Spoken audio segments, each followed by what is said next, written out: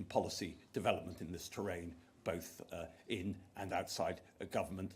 I know that he will be also delighted to answer questions afterwards, which he will be chairing himself. So please join me in welcoming the Prime Minister.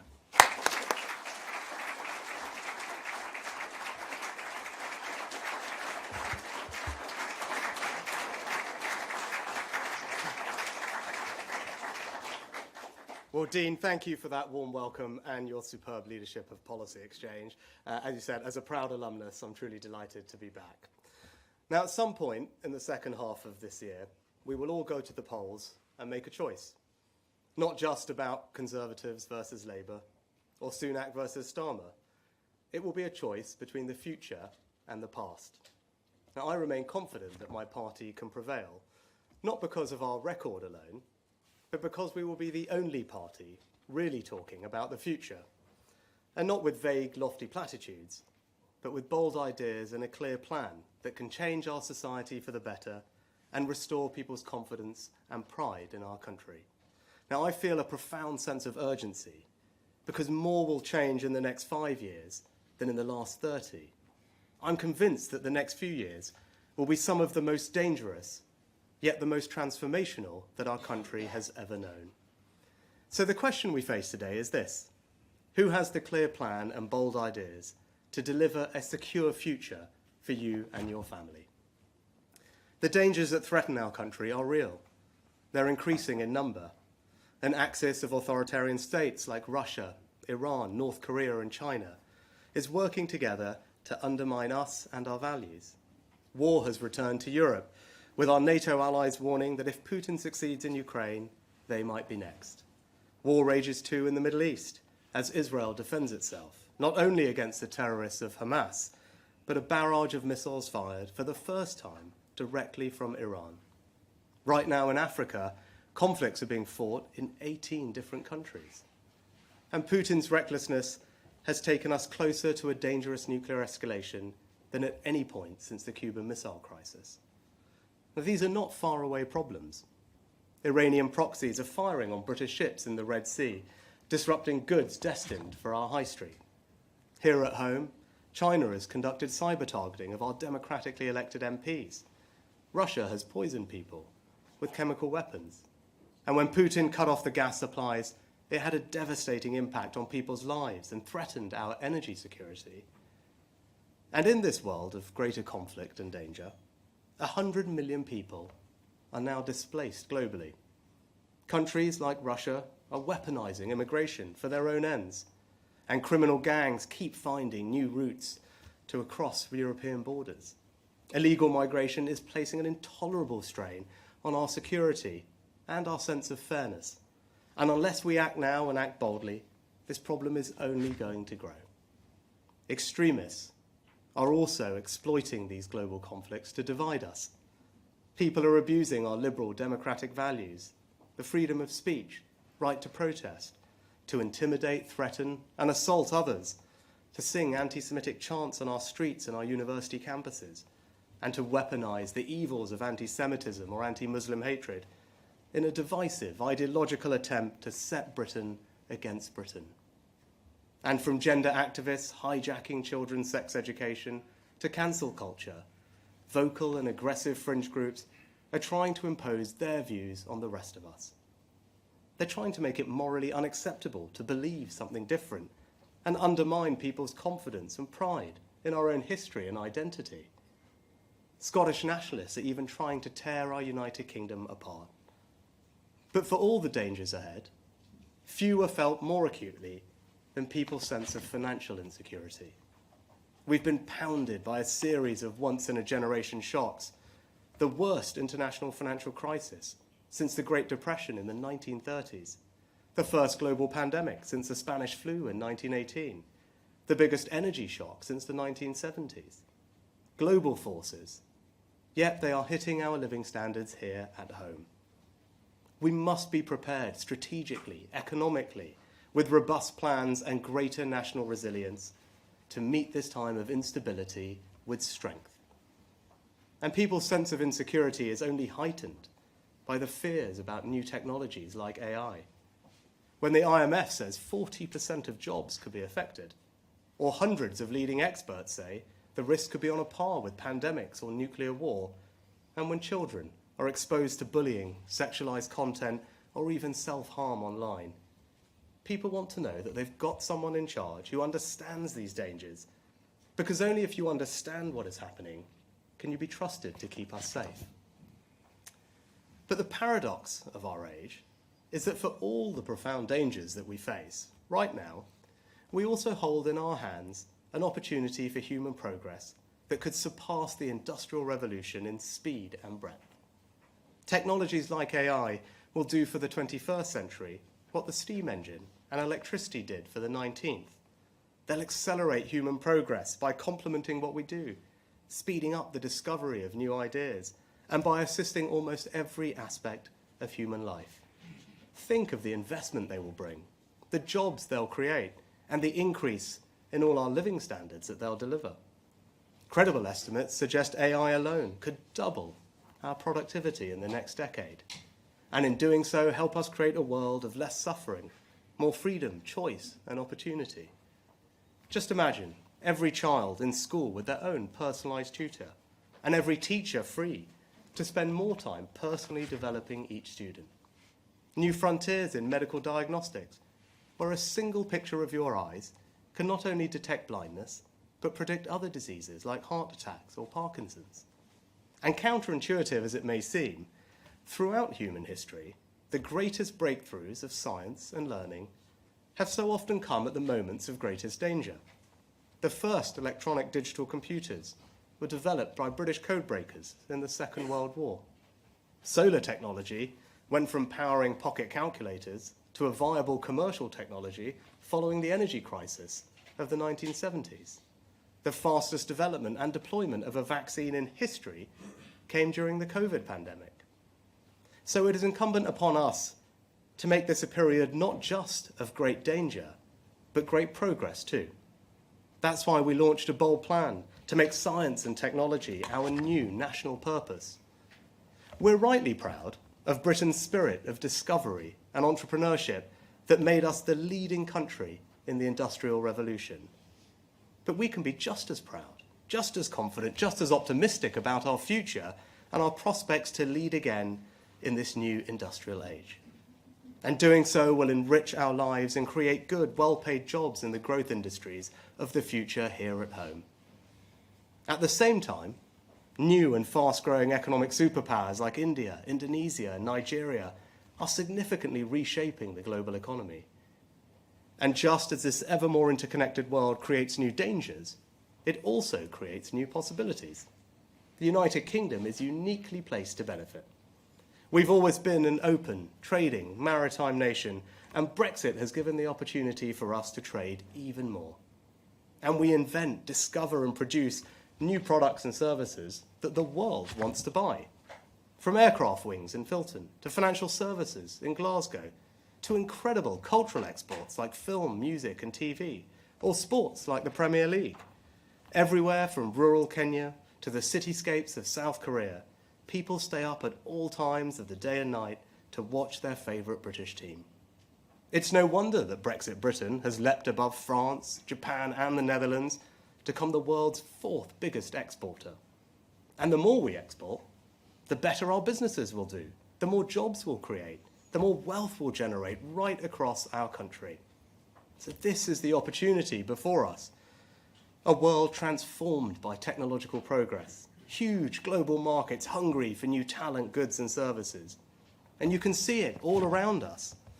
Two brothers from Merseyside sat around their kitchen table and built Castor, a £1 billion sportswear business, taking on global giants like Nike and Adidas. Their kit now worn by Red Bull Formula One and Bayer Leverkusen. British companies and workers right across the country are pioneering offshore wind and exporting it around the world. Now already we've built the world's first floating offshore wind farm, and our innovations have helped reduce the cost of wind energy by around 2/3 and increase the size of the turbines to the equivalent of the Eiffel Tower with blades bigger than Big Ben. And you can see the opportunity too in healthcare, giving people longer, healthier lives. In Denmark, Novo Nordisk created the Ozempic drug, which is not only helping to tackle chronic disease globally, but single-handedly grew Denmark's entire economy last year. So all this progress should show us that while this is one of the most dangerous periods we've ever known, it will also be one of the most transformational. And if we make the right choices, if we have a bold enough vision, then we should feel confidence, pride, and optimism that Britain's future is secure. So my point is this: our country stands at a crossroads. Over the next few years, from our democracy to our society to our economy to the hardest questions of war and peace, almost every aspect of our lives is going to change. And how we act in the face of those changes, not only to keep people safe and secure, but to realise the opportunities too, will determine whether or not Britain will succeed in the years to come. And there is an important choice facing the country. Because despite having 14 years with nothing to do but think about the future, Labour have almost nothing to say about it. No plans for our border, no plans for our energy security, no plans for our economy either, and no principles either. Keir Starmer's gone from embracing Jeremy Corbyn to Natalie Elphicke, all in the cynical pursuit of power at any price. So Labour have no ideas. What they did have, they've U-turned on. They have just one thing: a calculation that they can make you feel so bad about your country that you won't have the energy to ask what they might do with the incredible power that they seek to yield. Now, I'm not saying that the past doesn't matter. I know people are feeling anxious and uncertain, that their sense of confidence and pride in this country has been knocked. I understand that. I accept it, and I want to change it. But what I cannot accept is Labour's idea that all the worries you have are because of 14 years of Conservative government, that all you need to do is change the people in office and these problems will magically disappear. It's just not true. In the last 14 years, we've made progress in the most difficult conditions any governments have faced since the Second World War. A world-leading economy. We've seen the third highest growth rate in the G7 and created 4 million jobs, 800 a day. We took difficult decisions to restore our country's financial security and control national debt. And that allowed us to support the country through COVID, deliver the fastest vaccine rollout in the world, provide record funding to the NHS, and protect pensions with the triple lock. We've reformed welfare by capping benefits and introducing universal credit to help people into work. We've reduced absolute poverty, pensioner poverty, child poverty. We've cut carbon emissions by a third, maintained our position as NATO's second biggest defence power, halved violent and neighbourhood crime, and improved standards in our schools with English school children not just the best readers in the UK, but in the Western world. We've legislated for equal marriage, and it is now not even surprising for people from ethnically diverse backgrounds to lead Scotland, Wales, and the United Kingdom. And the economy now decisively has momentum. Inflation down from over 11% to 3%. Wages rising faster than prices.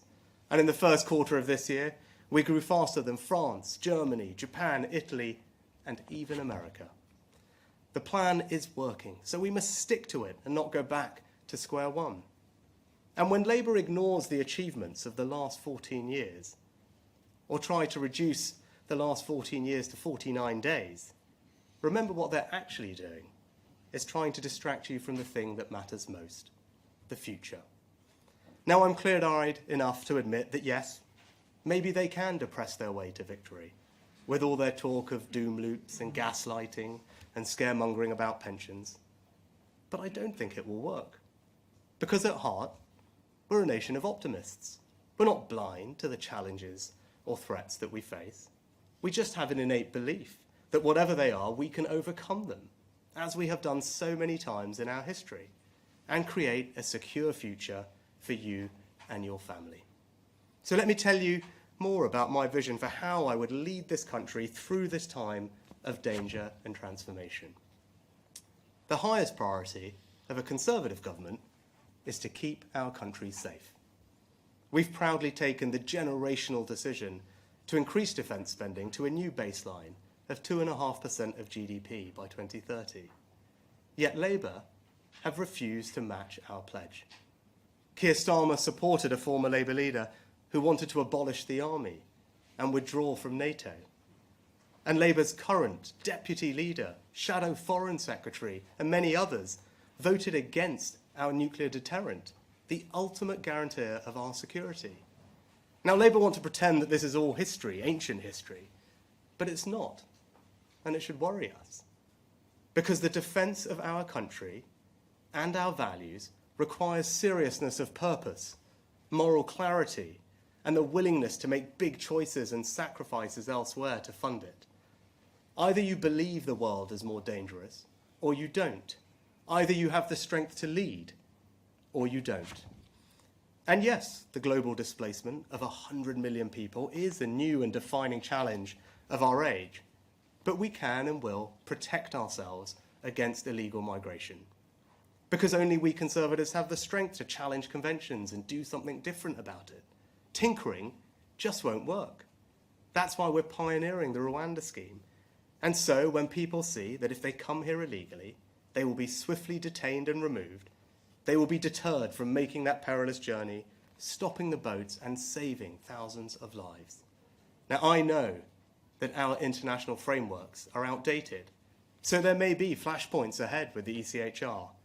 And if the Strasbourg court make me choose between the ECHR and this country's security, I will choose our country's security every single time.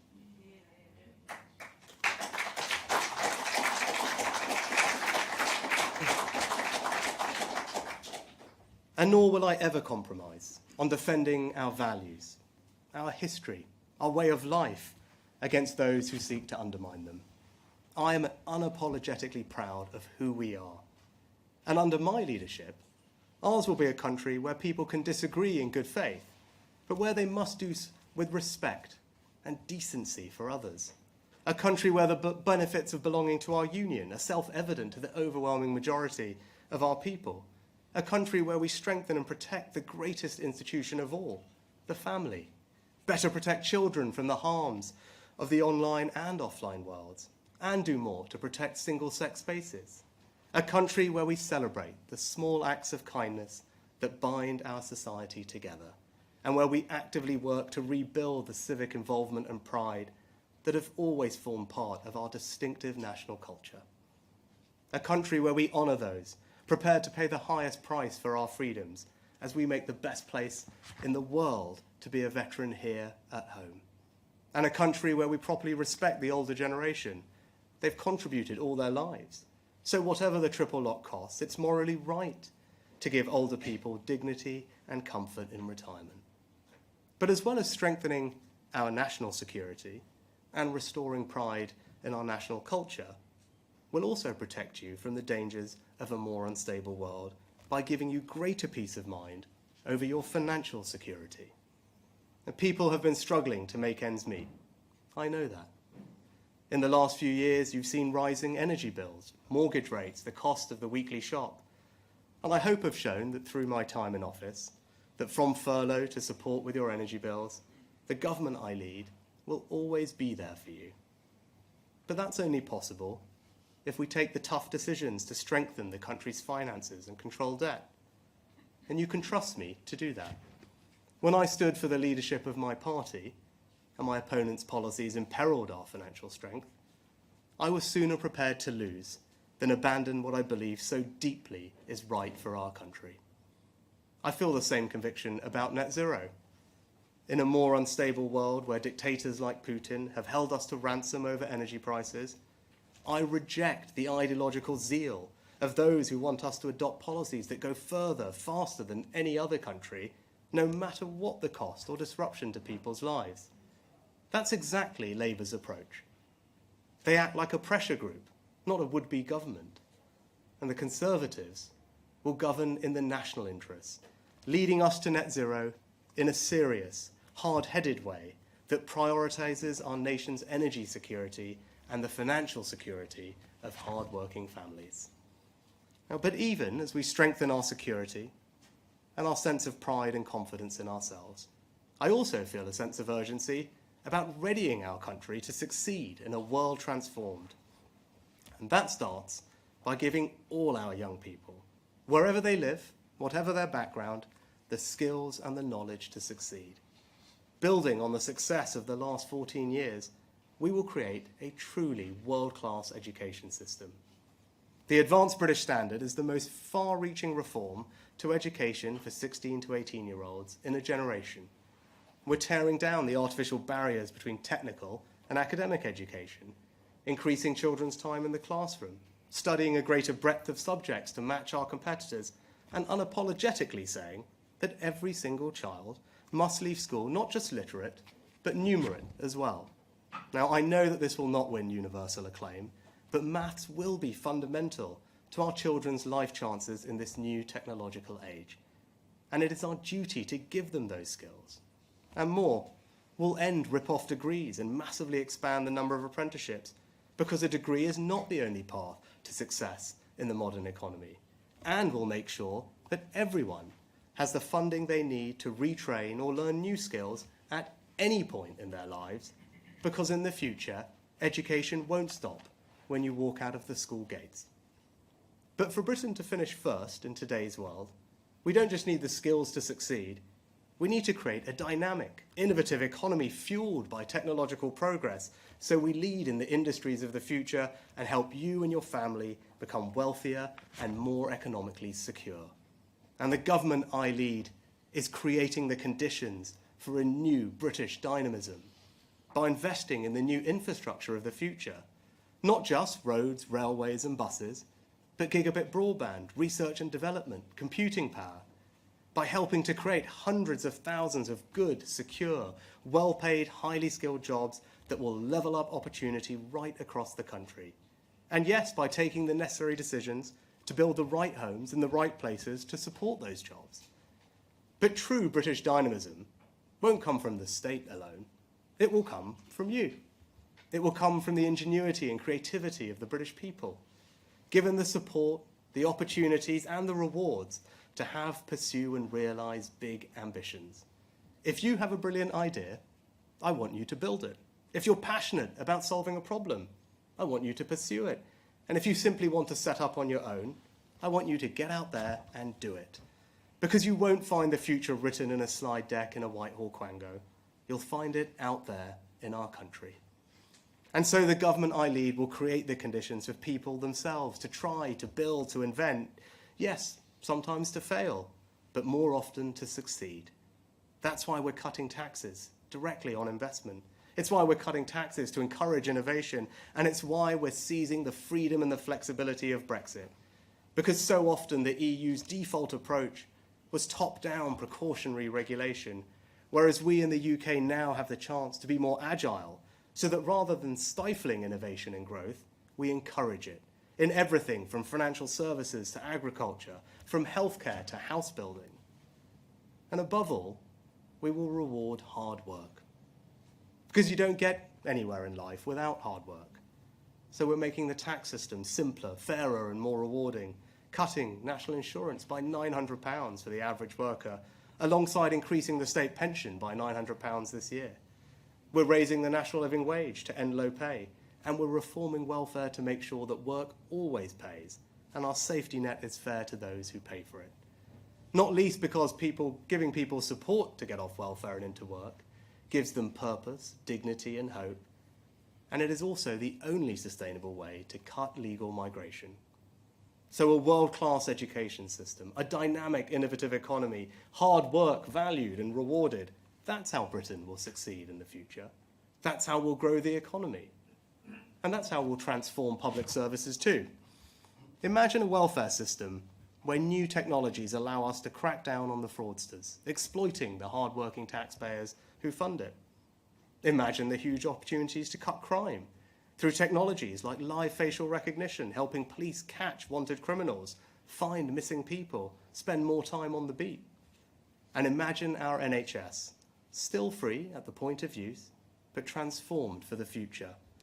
A service staffed by tens of thousands more doctors and nurses, thanks to our long-term workforce plan. backed by record funding made possible by years of fiscal discipline, with far greater choice over where you can receive your care, made as simple as choosing what to watch on iPlayer.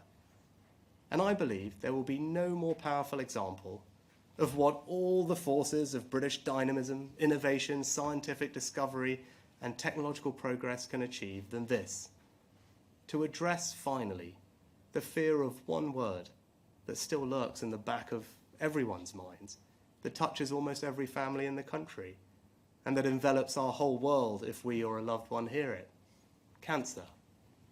Yet even here, if we are bold enough, there can be cause for new hope.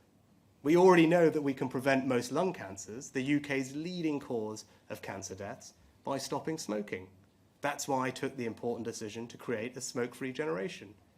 And with huge breakthroughs in early diagnosis and new treatments like the mRNA vaccine for skin cancer, I believe we can be just as bold and ambitious in improving rates of cancer survival.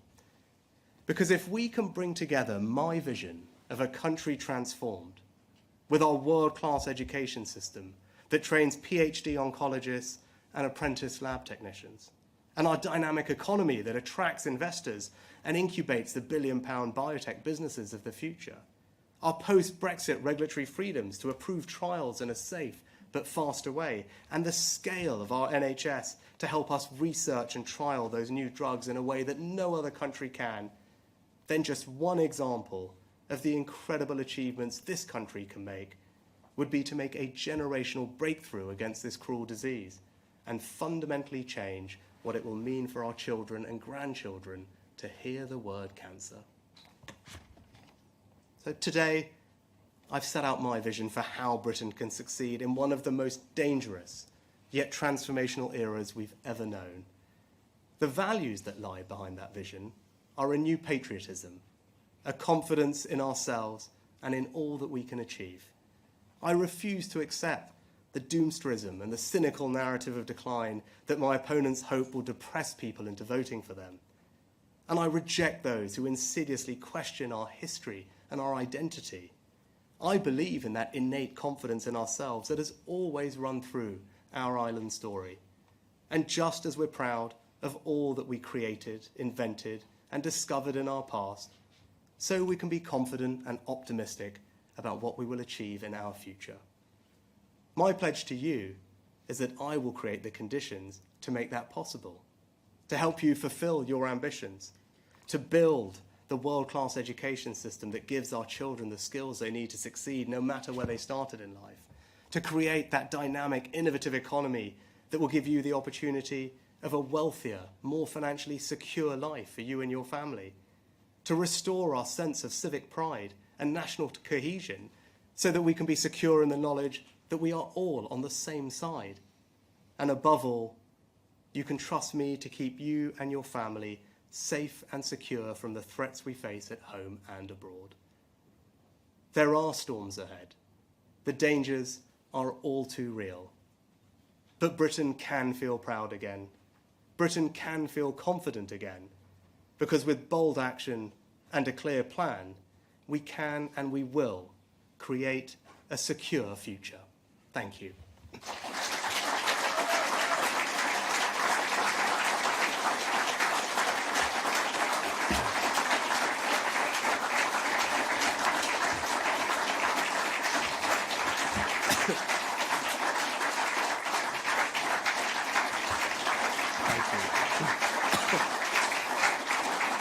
Thank you.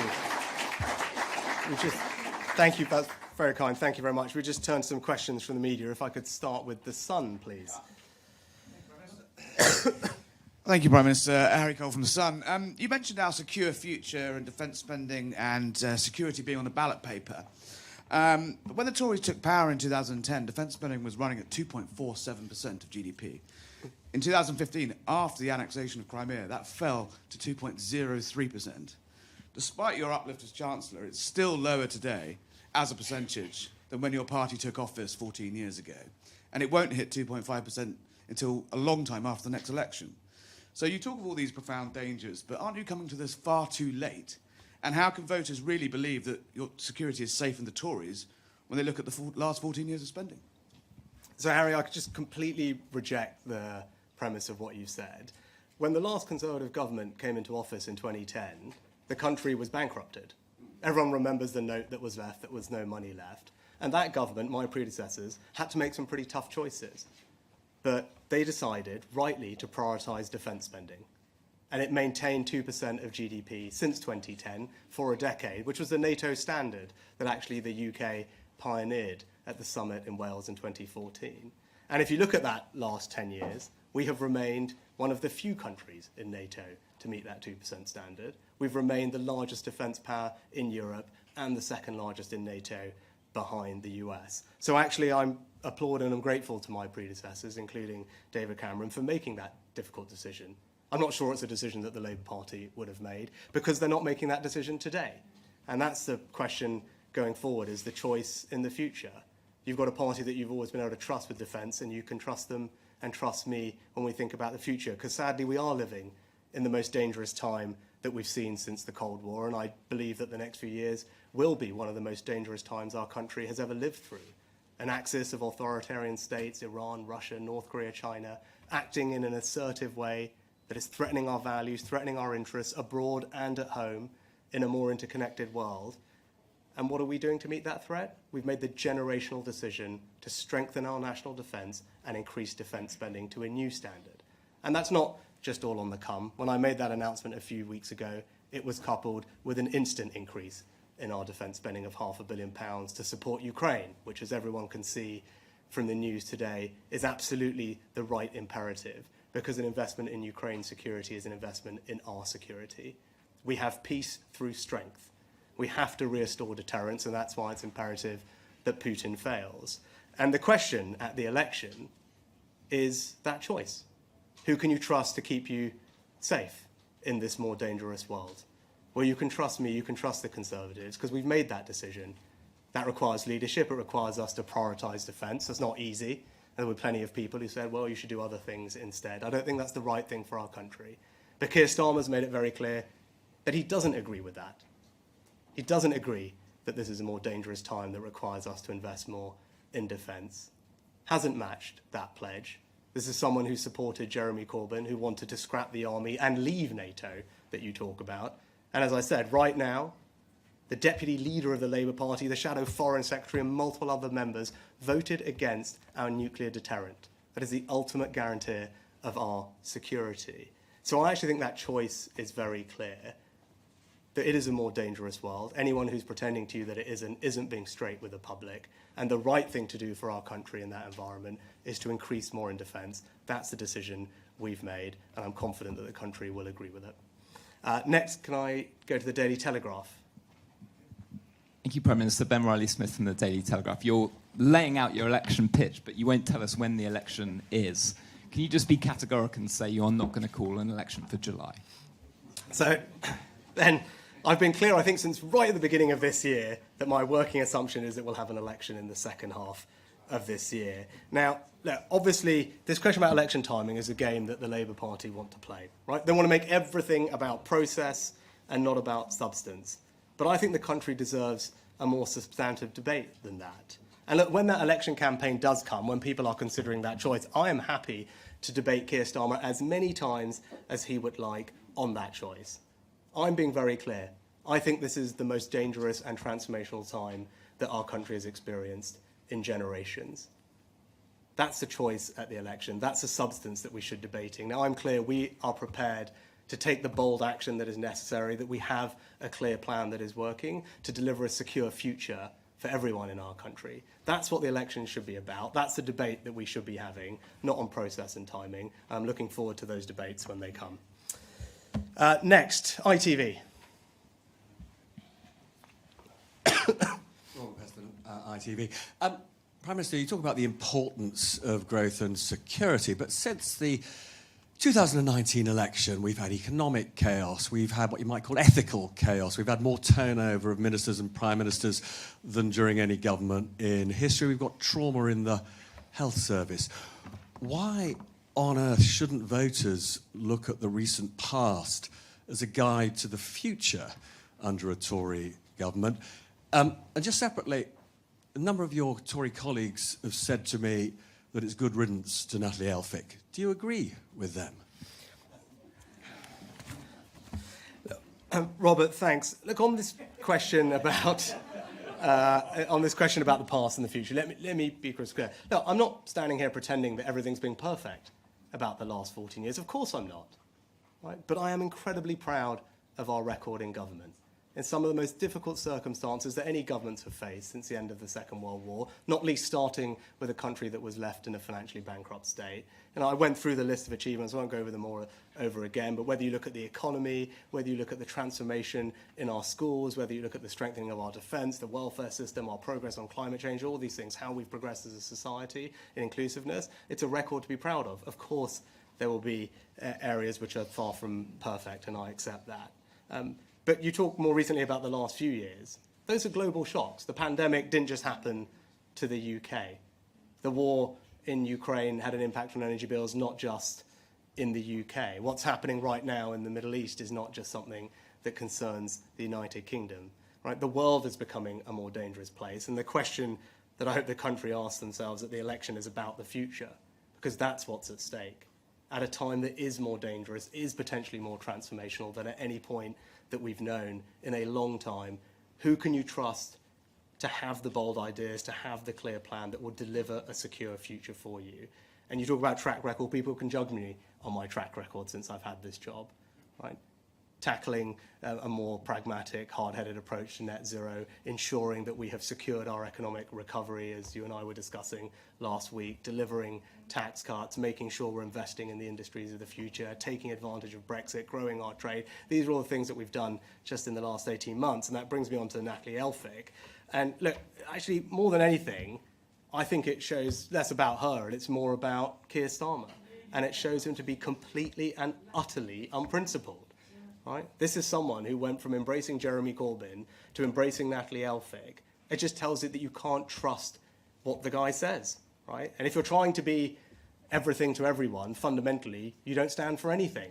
And I think that will be increasingly clear to people. And on the substantive topic about illegal migration, which Labour have been trying to talk about, I mean, they announced it, you were all there, they announced a plan last week, which, when I went through it, essentially is exactly the same plan that I announced, that you all listened to, a year ago, that we've already implemented, that's already making a difference. But they left out the most important part, which is that you've got to have a deterrent. That's the boldness that's required if you're going to deal with the insecurity that we face. Right? No amount of extra caseworkers are going to change that. Right? You've got to make it crystal clear that if you come to our country illegally, you won't be able to stay. That's what the National Crime Agency think. That's how we've solved illegal migration from Albania. Right? That's what you need. That's why the Rwanda scheme is so important. And he's been very clear, right, that he ultimately is going to grant an amnesty for illegal migrants, which just allow thousands of them to enter here and to stay here. And as Natalie Elphicke herself said in the not too distant past, Labour are an open borders, pro-immigration party that doesn't want to stop the boats. Her words, not mine. Next, go to the BBC. Thank you, Chris Mason, BBC News. Let's cut to the quick here, Prime Minister. Are you saying the country would be less safe under Keir Starmer? And in summary, is this the beginning of an argument from you that says, be careful what you wish for, better the devil you know? In a word, yes, Chris. I'm very clear, right? I'm the Prime Minister of this country. I've been doing this job, and I've set out today that I believe that the next few years will be both the most dangerous that our country has experienced in a long time, and also the most transformational. Now, you can disagree or agree with that, but I happen to think that's the truth. Everything that we're seeing in the world from today, from the last week, the last few months, tells me that this is an incredibly dangerous time. And what the country needs, what the country wants, what the country deserves, is to know that there's a secure future for them and their families ahead. That is the choice at the next election. And I'm also clear that my track record and the decisions that we're making in government show that we are the party that has the bold action, the clear plan to deliver that secure future. That's a debate that I'm looking forward to having. Next, Daily Mail. Thanks, PM. You said you want to fight the election campaign on the future, not the past. Does that mean that there'll be no place for Boris Johnson when it comes to the campaign? Yeah. I've been clear about this as well in the past, right? I want every Conservative who shares the vision that I do to be part of that campaign, to fight for the things that we believe in. Now, ultimately, look, of course, the Conservative family is a broad church, but we're united by a set of values. And that set of values that I talked about earlier on are founded in innate optimism about our country and what it can achieve, an intrinsic sense of pride in our history and our identity, and a knowledge that actually progress comes from people, not from the state. And that's about creating the dynamic, innovative economy I talked about, seizing the opportunities of Brexit, recapturing what we had. We led the world in the Industrial Revolution. Right? That's what we did in this country. That was the most extraordinary time of change and progress for humanity and for British people. We led that. And I see no reason why we can't lead again in the future. And that vision that I pointed out and outlined of a more secure future for families, where we can have confidence in our strength, where we're protecting people from the threats we face, when we're securing our borders, when we have a pragmatic approach to net zero that's serious, that's hard-headed, that makes sure that we give everyone in our country financial security. That is a Conservative message that I'm confident everyone can get behind. And the choice of the next election is not between this Conservative and that Conservative. The choice of the next election is between me and Keir Starmer. It's between the Conservatives and Labour. But crucially, it's about the future versus the past. And we are the only party that is talking properly about the future and has a plan to deliver a secure future for our country. Next, LBC. Hi, Natasha from LBC. Just to follow up on Chris's question, so are you saying today that you think that Keir Starmer would make this country more unsafe? And on Ukraine, it was reported over the weekend that David Cameron persuaded Donald Trump to back more funding for Ukraine on the premise he could secure a peace deal. Can you assure us that the West is not about to force Ukraine into taking a peace deal? Thank you. Yeah. No, I believe that we will keep this country safe, and Keir Starmer's actions demonstrate that he won't be able to do that. I believe this is the most dangerous time that we've faced for generations. That's why we've made the decision to increase defence spending to 2.5%. That's not an easy decision. Right? That is a decision that we've made. That's a choice that we've made. That's a priority that we think is right for the country. Keir Starmer and the Labour Party have been crystal clear that they don't believe in that. They will not match that choice.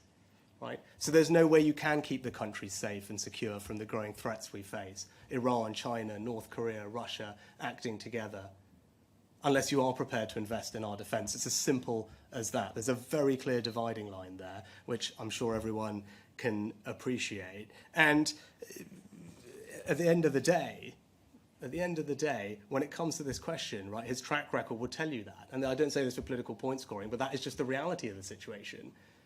He's someone who believed Jeremy Corbyn would make a good Prime Minister of our country, not once but twice. Right? Jeremy Corbyn wanted to pull us out of NATO, wanted to scrap the army. Multiple members of the government that Labour would provide don't believe in a nuclear deterrent. So I don't see how you can, with a straight face, say to the country, yes, I'm prepared to do what it takes to keep you safe. The evidence just doesn't suggest that at all. And it's because of that increase in defence spending that I can stand here and provide more support to Ukraine. And not just that, can say that that support to Ukraine will be provided for as long as is necessary to repel Russian aggression. Keir Starmer can't stand here and make that pledge. And actually, Labour Party and Keir Starmer not matching our investment on defence spending emboldens our adversaries. What do you think Putin thinks when he sees that? That he thinks the West isn't prepared to make the tough choices to invest in their security? Because Russia's economy has mobilised for war. He's continuing to be aggressive. We need to meet that aggression with strength and allied strength. And not to comment on individual conversations, but with actions, that's what we're doing. We've always led in NATO. The 2014 summit here in the UK, we set the 2% pledge, one of the few countries to meet it for a decade. And we're doing the same thing again now.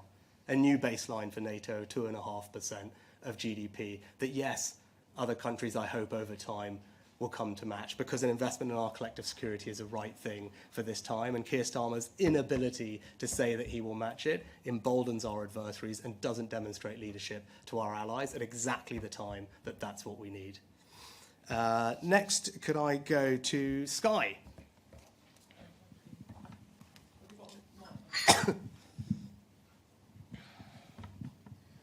Prime Minister, thank you. After the local elections, you said the results suggested we're heading for a hung parliament with Labour as the largest party. You've also ruled out doing any deal with another party. So as you outline these future threats, why have you openly admitted that you're not going to be able to stay on as Prime Minister? Thank you. Sorry, Beth, I'm not entirely sure I understood the question, but what I would say is that it wasn't me who said those things. That was independent election analysts who made those points about the results of the local elections. You know, my point is we've had the local elections now. The next election that our country is going to face is the general election. And the choice of that general election is clear. As I said, it's about the future versus the past. And as I've set out today, we have a clear understanding of what the future entails. The most dangerous time that we've known in a long time, but also the most transformational. And it is only us, it is only me, that have the bold ideas and the clear plan that will deliver a secure future for the country. And that's the substance of the debate that I'll be having at the next election. And then lastly, if we could just go to Channel 4. Thank you very much, Prime Minister. Can I just follow on the LBC question about what that Sunday Times article said? It had some pretty direct quotes from Donald Trump. The suggestion was that we were encouraging him to think that a standoff between Ukraine and Russia would be a useful position for him to inherit if he comes to the White House, because that way he could put a deal on the table. Are we now in favour of a deal? It sounds from those quotes as though we are. And very quickly, if I may, because you were asking the country to trust not just you, but the Conservative Party. It's only a few months since you were saying they were part of the failed consensus of the last 30 years. You're now drawing our attention to the record that people should be proud of over the last 14 years. Which is it? And do you even trust the Conservative Party? It's not that long since you thought a marauding mob of people with letters were coming after you, is it? So I haven't seen this Sunday Times article, so forgive me for that. But what I can tell you very clearly is that we have led when it comes to Ukraine, right? My predecessor, Boris Johnson, did that. I've continued that, not just in quantum, but also being the first to provide new capabilities, whether that was tanks, a decision I made, main battle tanks, long-range weapons, first to provide bilateral security assurances for the long term, first to train Ukrainian soldiers. So we have had a track record of leadership under me and my predecessors on that question, which I'm A, proud of, and everyone should be proud of it, but B, that's the right thing to do. Because if you want to strengthen this country's security, we need to re-establish deterrence. Right? An investment in Ukraine's security is an investment in our security. Our NATO allies in Eastern Europe are already worried about the prospect, or if Putin is able to succeed, that they'll be next, with all the consequences that would bring. And it's not just Putin that would be emboldened, it's our adversaries all around the world that are looking at this moment and seeing how we react to it. So in order to have security, we do need to invest more in defence. We do need to support Ukraine. That's what we've consistently done. But also it's right that we talk with our allies about that. And when it comes to the Americans, as I said a couple of weeks ago, is that, you know, whilst we are enormously grateful for the continued support and investment they put into a European security, it's not right to rely on American taxpayers to do that if we're not prepared to make sacrifices for our own security. Now, I am. That's the decision I've made on defence spending. So when I'm in the US or when I talk to Americans, when David Cameron does, when Grant Shapps does, we're able to say we are leading. Right? We are investing more than anyone else in European security. That's the right thing to do. Others need to do the same and ensure that our alliance remains strong. Keir Starmer cannot say that. He cannot say to our American allies or to others that we are leading, that we are investing more in our own security. And that's a clear contrast. And look, on your last question, as I've talked about it previously, I'll just end on the same point. Right? I'm not for 1 second pretending everything about the last 14 years is perfect. Of course not. Right? It would be wrong to do that. I'm not doing that. But I am proud of the record. I was proud of the record when I made that speech too. Just take one thing, our education reforms, in large part pioneered by a lot of the work that happened here at Policy Exchange. Children from the most disadvantaged backgrounds now more likely to go to university than they were before. The attainment gap before COVID closed. Making sure that our kids are the best readers in the Western world. And again, that didn't happen by accident. It certainly is not happening in Wales, which Labour is in charge of, or in Scotland, where the SNP are in charge of. It happened here in England under a Conservative government. And I've always believed that the closest thing we have to a silver bullet is education. If you can create a world-class education system in the way that I described, that's how you transform people's lives for the better. That's how you give people the opportunity to flourish and build financial security in this new world. That's what this Conservative government has done over the last 14 years, together with providing the financial security that we've needed so that we can respond to the shocks out there and continue to keep this country safe. So yes, I am proud of that, and I will always be proud of that. But the choice of the election is about the future. In a more dangerous time, who can you trust to keep you safe?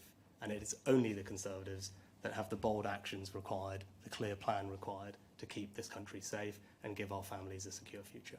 Thank you very much.